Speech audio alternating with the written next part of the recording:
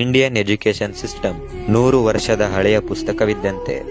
ಅದರಲ್ಲಿ AI, entrepreneurship ಮತ್ತೆ job ready skills ನಂತ ಪದಗಳೇ ಸಿಗೋದಿಲ್ಲ.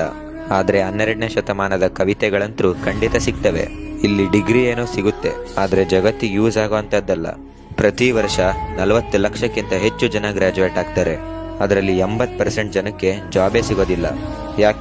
ಯಾಕಂದ್ರೆ ಕಾಲೇಜ್ ಡಿಗ್ರಿ ಮತ್ತು ಮಾರ್ಕ್ಸ್ ಕಾರ್ಡ್ ಕೊಡುತ್ತೆ, ಸ್ಕಿಲ್ಸ್ನಲ್ಲ.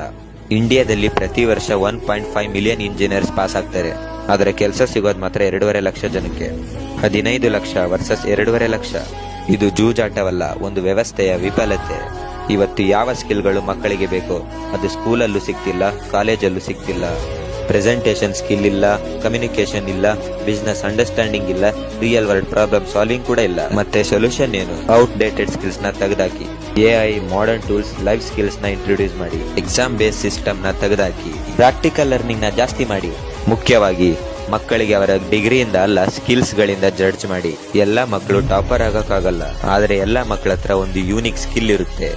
ಅದೇ ಅವರನ್ನ ಮುಂದೆ ಕರ್ಕೊಂಡೋಗೋದು. ಆಂಟ್ರಪ್ರಿನರ್ಶಿಪ್ ಮತ್ತು ಫೈನಾನ್ಸಿಯಲ್ ಲಿಟ್ರಸಿ ಇವನ್ನ ಸಿಲೆಬಸ್ ಅಲ್ಲಿ ತನ್ನಿ. ಯಾಕಂದ್ರೆ ಮಕ್ಕಳನ್ನ ಕೆಲಸ ತಗೊಳ್ಳೋರಲ್ಲ, ಕೆಲಸ ಕೊಡೋರಾಗಿ ಮಾಡಿ. ಒಂದ್ ವೇಳೆ ಈ ಎಜುಕೇಶನ್ ಸಿಸ್ಟಮ್ ಬದಲಾಗಲಿದ್ರೆ ಮುಂಬರುವ ವರ್ಷಗಳಲ್ಲಿ ಭಾರತ ಕೇವಲ ಡಿಗ್ರಿಗಳನ್ನು ರೆಡಿ ಮಾಡುವ ಫ್ಯಾಕ್ಟರಿ ಆಗ್ಬಿಡುತ್ತೆ. ಇಲ್ಲಿ ಡಿಗ್ರಿ ಏನೋ ಸಿಗ್ತವೆ, ಆದ್ರೆ ಅವಕಾಶಗಳು ಸಿಗಲ್ಲ. ಈ ವಿಡಿಯೋನ ಪ್ರತಿ ಸ್ಟೂಡೆಂಟ್, ಪ್ರತಿ ಪೇರೆಂಟ್ಸ್, ಪ್ರತಿ ಟೀಚರ್ಸ್ ಹತ್ರ ಕಳಿಸಿ. ಯಾಕಂದ್ರೆ ಬದಲಾವಣೆ ಎಲ್ಲೋ ಹೊರಗಿಂದ ಬರಲ್ಲ, ನಮ್ಮಿಂದನೇ ಪ್ರಾರಂಭ ಆಗ್ಬೇಕು.